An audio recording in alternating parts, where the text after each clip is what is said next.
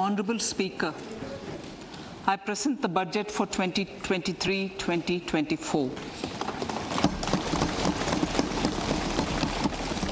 This is the first budget in Amrit Kal.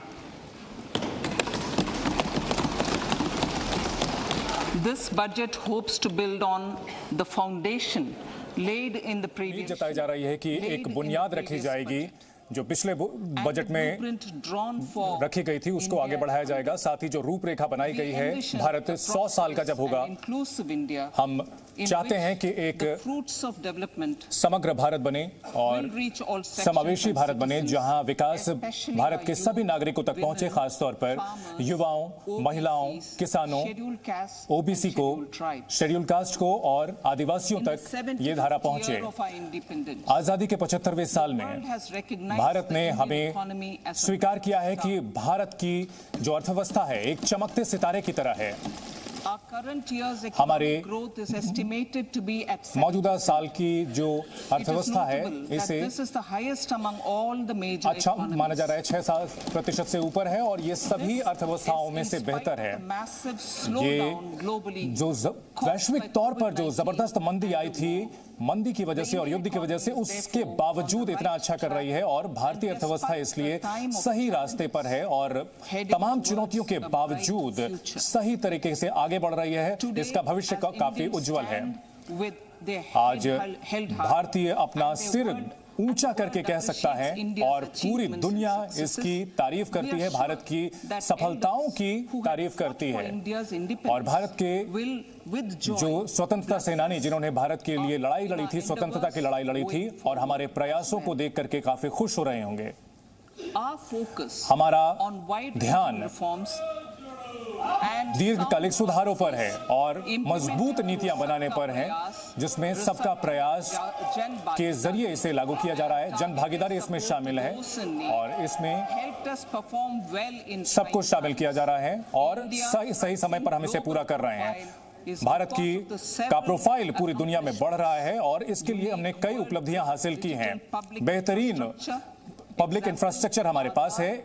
इसका आधार कोविन और UPI इसका उदाहरण है। कोविन का वैक्सीनेशन ड्राइव बहुत जबरदस्त था और इसकी जो रफ्तार थी ये बहुत बेहतरीन रही थी। हमने जलवायु से जुड़े हुए लक्ष्य हासिल किए हैं और नेशनल हाइड्रोजन मिशन में हम काफी तेजी से आगे बढ़ रहे हैं। कोविड-19 महामारी के दौरान हमने ये सुनिश्चित किया कि किसी को भी भूखा ना सोना पड़े। हमने एक ऐसी स्कीम शुरू की जिससे सभी को मुफ्त में राशन मिला। लगभग 80 करोड़ से ज्यादा लोगों को ये फायदा मिला, लगभग 28 महीने तक मिला। हम अपने इस कमिटमेंट को जारी रखते हुए पोषण मिलते रहे, हमारी जनता को सुरक्षा मिलती रहे, हमने इस स्कीम को आगे बढ़ाया है जिसमें मुफ्त अनाज, अंत्योदय और जो दूसरे गरीब घर हैं उनको मिलेगी। 1 साल तक ये सुविधा मिलती रहेगी। प्रधानमंत्री गरीब कल्याण अन्न योजना के तहत ये सुविधा दी जाएगी। इसका पूरा का पूरा खर्च लगभग 2 लाख करोड़ रुपए का होता है और ये केंद्र सरकार वहन करेगी। इस ऐसे वक्त में जब वैश्विक चुनौतियां काफी ज्यादा है, G20 की हमें अध्यक्षता मिली है और ये हमें एक बहुत ही अलग तरीके का मौका मिला है जिससे कि भारत विश्व के आर्थिक व्यवस्था में एक मजबूत भूमिका निभा सकता है। और इसमें हम वसुधैव कुटुंबकम के थीम के साथ बढ़ रहे हैं। हमारी महत्वाकांक्षा है और हम लोगों को ध्यान में रखते हुए अपना एजेंडा रख रहे हैं ताकि वैश्विक चुनौतियों का सामना कर सकें और साथ ही साथ दीर्घकालिक जो आर्थिक प्रगति है उसे हासिल कर सकें। सरकार की जो प्रयास हैं 2014 से हमने जो प्रयास किए हैं उसने ये सुनिश्चित किया है कि सभी नागरिकों को बेहतरीन जीवन मिल सके और वो अपना सम्मान के साथ जीवन जी सके। भारत के प्रति व्यक्ति आय लगभग 2 गुनी हुई है, 1.7 लाख रुपए है। पिछले 9 साल में भारतीय अर्थव्यवस्था काफी बढ़ी है।